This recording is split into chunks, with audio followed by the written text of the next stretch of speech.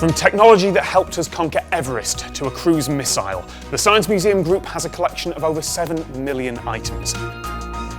Today, I'm going to discover how Star Wars helped a generation of children to undergo brain scanning in another story from the stores. So these are actually, can I touch the label? You're allowed to touch the label. These are actually labelled Jedi helmet, Yes. which is amazing. These aren't actual Star Wars props, I'm guessing. No, they're not, but they're actually named after the helmets worn by people in the Return of the Jedi film in 1983. So, as you can guess, they date from the early 1980s. What were they used for? So they're actually used for really early MRI imaging, specifically for children. So these came from Hammersmith Hospital, who donated them to us in the early 1990s. With early MRI, the problem was that with smaller children's brains, you couldn't get the image quality that you had from adults. So what they did was they essentially made a radio aerial.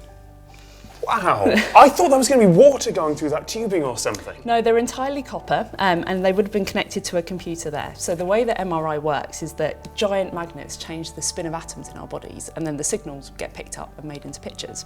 So these just helped enhance the images. So the machine that came with these as well was actually like really beige, looked really kind of almost prototypey itself. So you can imagine a child going in there.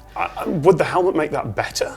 Well, I think because they're called Jedi helmets, kids would go, oh right, I can put this on and I can be a Jedi. The team actually experimented a lot on their own children, so they knew the technology was safe, but they needed to know this worked.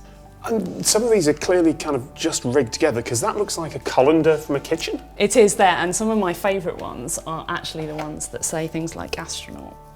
What did these become? Did they just become obsolete because technology got better, or is there still... So these prototypes actually went on to become commercially available, but as machines got stronger and the magnets got more powerful, you didn't necessarily need something as bulky as this. So what's so special about these for you?